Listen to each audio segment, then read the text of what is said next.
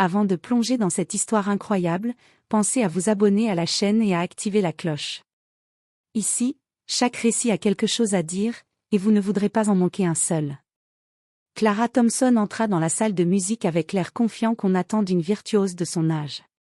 Les murs étaient tapissés de portraits d'anciens professeurs et de trophées scintillants, témoins silencieux de décennies d'excellence. Mais ce jour-là, le prestige de la salle ne suffisait pas à la protéger. Mademoiselle Whitmore, la professeure de violon au visage froid comme l'acier, l'attendait déjà. Ses yeux étroits brûlaient d'un mépris palpable. Clara, une jeune femme noire talentueuse et passionnée, sentit immédiatement le poids des regards hostiles. Sans préambule, Whitmore lui ordonna de jouer une pièce qu'elle n'avait jamais pratiquée, une œuvre complexe, réputée impossible pour quiconque n'était pas digne, selon ses critères. Allez, Thompson. Montrez-nous que vous méritez d'être ici, lança-t-elle, sa voix tranchante et humiliante. Le cœur de Clara battait à tout rompre. Chaque note qu'elle tentait de sortir semblait la trahir, ses mains tremblaient sur les cordes, et un silence lourd s'abattait sur la salle. Les autres élèves détournaient le regard, mal à l'aise, mais incapables de briser le joug du racisme qui régnait dans cette pièce. Pour Whitmore, c'était une victoire, humiliée, rabaissée, rappeler à Clara sa place. Mais la musique, comme souvent, a sa propre justice. Lorsqu'elle prit finalement le violon, Clara ferma les yeux et laissa sa passion guider ses doigts. Les premières notes éclatèrent dans la salle avec une puissance et une pureté inattendues, résonnant comme un cri de dignité. Chaque mesure, chaque vibration semblait défier l'injustice elle-même. Et ce fut alors que mademoiselle Whitmore réalisa son erreur. L'orgueil qu'elle croyait intact fut brisé par la simple beauté de la musique. Les élèves restèrent bouche bée, et même le personnel du conservatoire se pencha, captivé. Clara, l'humiliée, devenait le centre de l'admiration. L'arrogance de Whitmore, elle, se transformait en un regret amer et immédiat. Ce moment marqua le début d'un changement irréversible. Clara n'était plus simplement une élève, elle était une force. Et mademoiselle Whitmore venait de découvrir, trop tard, qu'on ne peut pas étouffer le talent ni la fierté de quelqu'un par la haine. Clara Thompson n'avait jamais imaginé que son premier jour au prestigieux conservatoire d'Atlanta serait aussi cruel. Depuis l'âge de 6 ans, elle vivait pour la musique. Chaque note jouée sur son violon était une expression de son âme, chaque pièce répétée pendant des heures témoignait de sa détermination. Mais rien ne l'avait préparée à la froideur de mademoiselle Whitmore. Whitmore, une femme blanche d'une 50aine d'années, avait la réputation d'être implacable. Elle croyait que le talent venait, naturellement, aux élèves qu'elle jugeait dignes, et Clara, par sa couleur de peau, ne rentrait manifestement pas dans cette catégorie. Thompson. Lança Whitmore, sa voix glaciale, vous allez jouer la sonate numéro 3 de Beethoven. Tout de suite. Clara, le violon dans les mains, sentit ses doigts se raidir. Elle n'avait jamais joué cette sonate dans une salle d'examen, encore moins devant un jury qui semblait décidé à la rabaisser. Je peux me préparer quelques minutes, demanda Clara, la voix légèrement tremblante. Whitmore leva les yeux au ciel. Préparer ? Préparer ? Dans ma classe, vous jouez maintenant, ou vous quittez la pièce.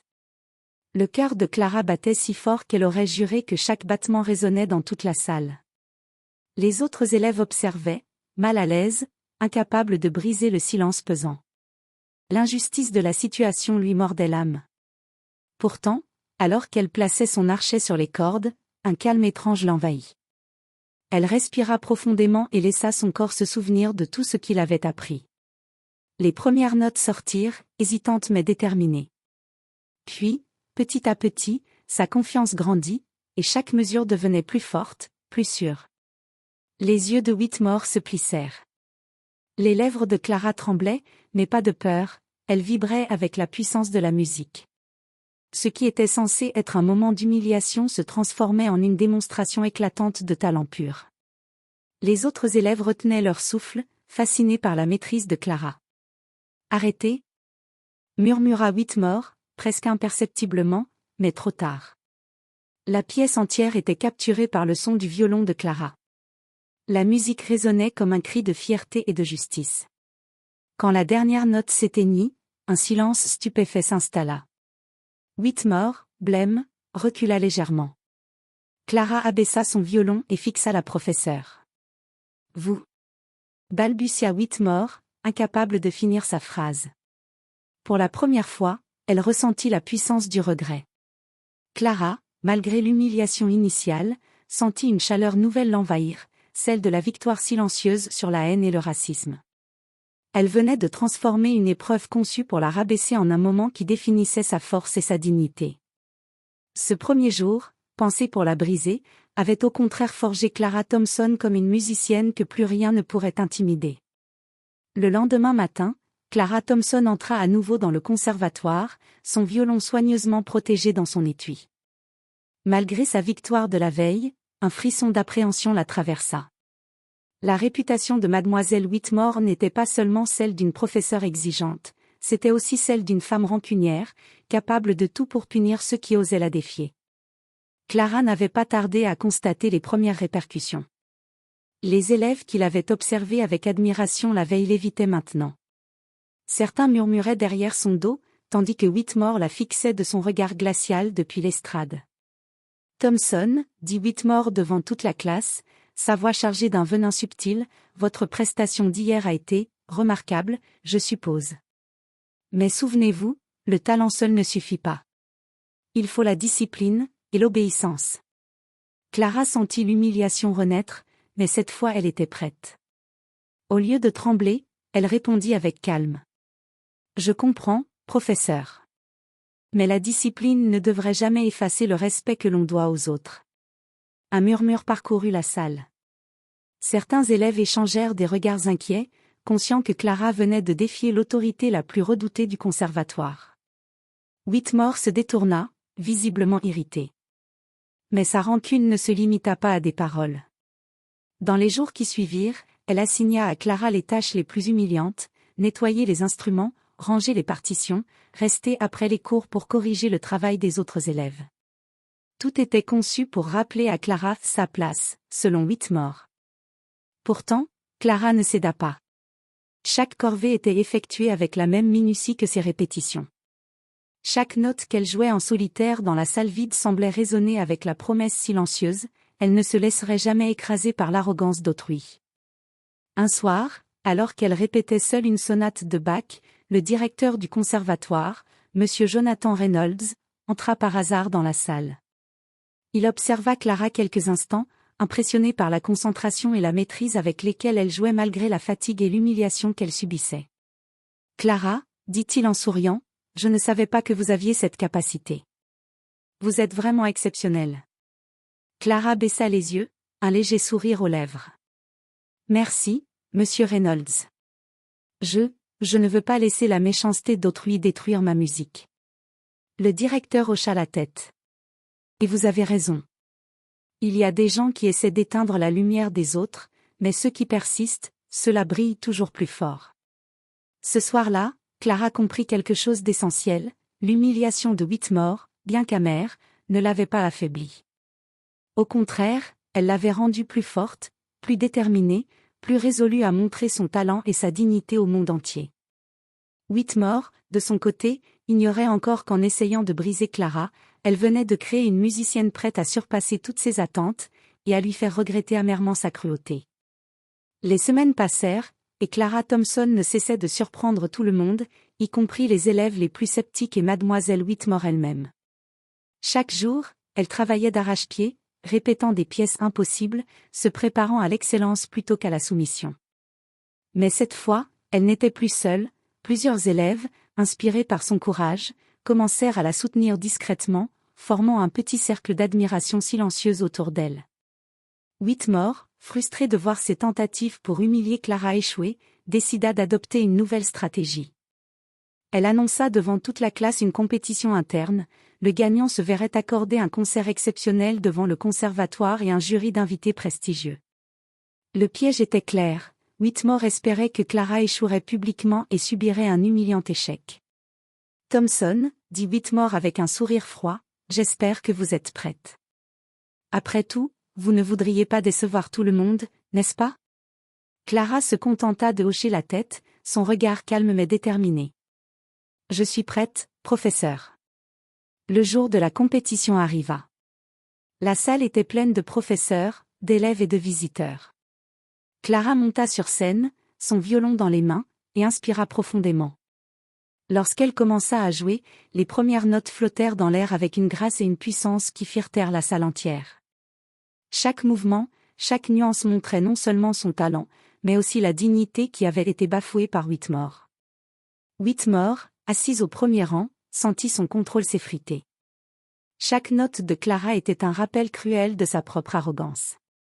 Elle avait voulu humilier, contrôler, et détruire la confiance de Clara, mais elle voyait maintenant la véritable force de son élève. À la fin de la performance, un silence pesant s'abattit sur la salle, suivi d'un tonnerre d'applaudissements. Les autres élèves, émerveillés, se levèrent, et même certains professeurs reconnurent publiquement le talent exceptionnel de Clara. Whitmore resta figé, incapable de réagir, son visage marqué par un mélange de honte et de regret. Après le concert, Clara s'approcha d'elle calmement. « Mademoiselle Whitmore, dit-elle avec dignité, je n'ai jamais cessé de respecter la musique, même quand vous essayez de me rabaisser. Peut-être que vous devriez réfléchir à ce que respect et talent signifient vraiment. » Whitmore ne répondit pas. Les mots de Clara résonnaient déjà dans son esprit, comme un rappel cruel que la cruauté et le racisme avaient des conséquences. Pour la première fois, elle comprit que la haine ne pouvait jamais éteindre le vrai talent et la véritable dignité. Ce jour-là, Clara Thompson n'avait pas seulement remporté un concours, elle avait inversé les rôles. L'élève humiliée était devenue la maîtresse de la situation, et Whitmore, l'arrogante, venait de recevoir une leçon qu'elle n'oublierait jamais.